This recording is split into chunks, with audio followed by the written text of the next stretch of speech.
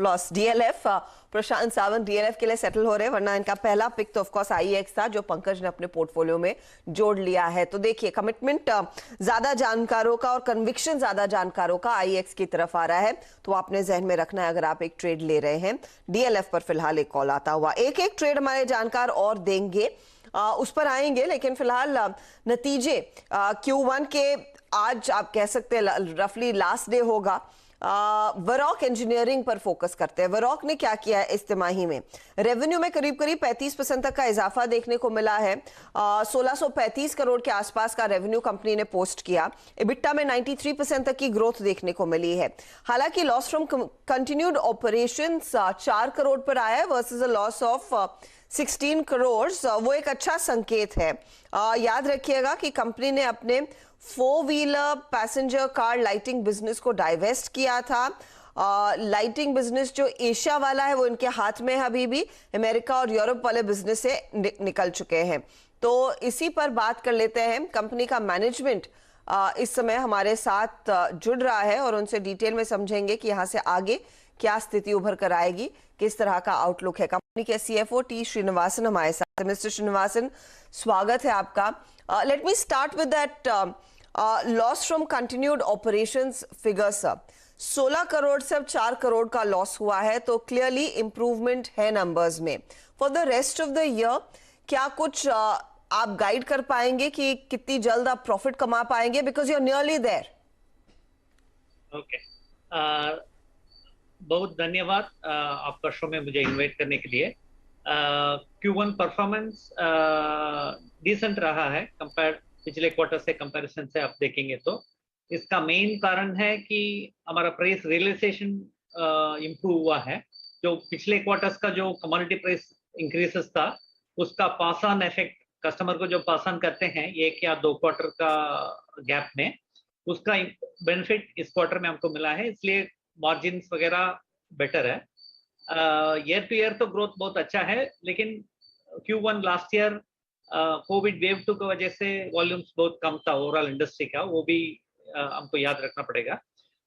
आगे जाके काफी डिपेंड करता है कि ये फेस्टिवल सीजन जो अभी आ रहा है, शुरू हो रहा है इस महीने से, वो कैसा प्ले आउट करता है। मतलब अभी मानसून अभी चल रहा है पूरा कंट्री में, उसका मानसून का डिस्ट्रीब्यूशन और इंटेंसिटी दोनों देख के उसके हिसाब से जो रूरल डिमांड में जो इम्पैक्ट होगा वो लार्जली होगा कि फेस्टिवल सीजन का डिमांड कैसा रहता है।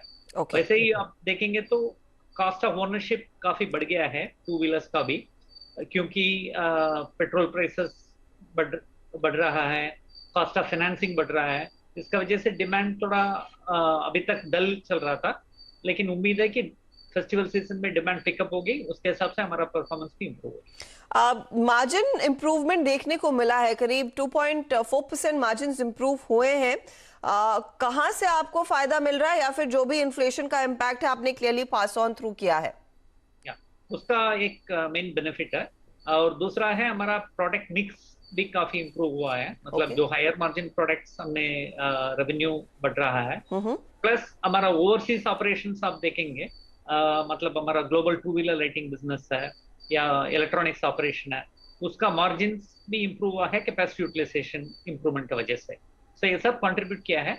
इंडिया बिजनेस काफी स्टेबल रहा है, 9.9% EBITDA मार्जिन, वो 9.7% था प्रीवियस क्वार्टर में, तो स्टेबल है वो। अच्छा, हमारे लिए अच्छा फाउंडेशन है।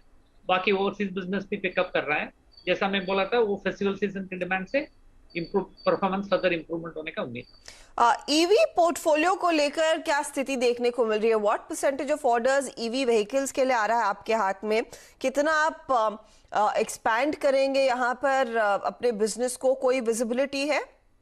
हमने जो क्वार्टरली रिजल्ट्स अनाउंस किया है उसमें ये फिगर्स भी हमने डिस्क्लोज किया है। पिछले क्वार्टर में हमने न्यू ऑर्डर विन्स हम बोलते हैं, नया ऑर्डर्स हमने कस्टमर से मिला है। उसका टोटल अमाउंट है करीब 1500 करोड़ का नया ऑर्डर्स है। मतलब लाइफ टाइम रेवेन्यू बोलते हैं, मतलब पूरा लाइफ ऑफ द व्हीकल के हिसाब से। उसमें करीब 500 करोड़ का ईवी ओईएम से हमारा ऑर्डर्स है, मतलब 2 व्हीलर ओईएम से।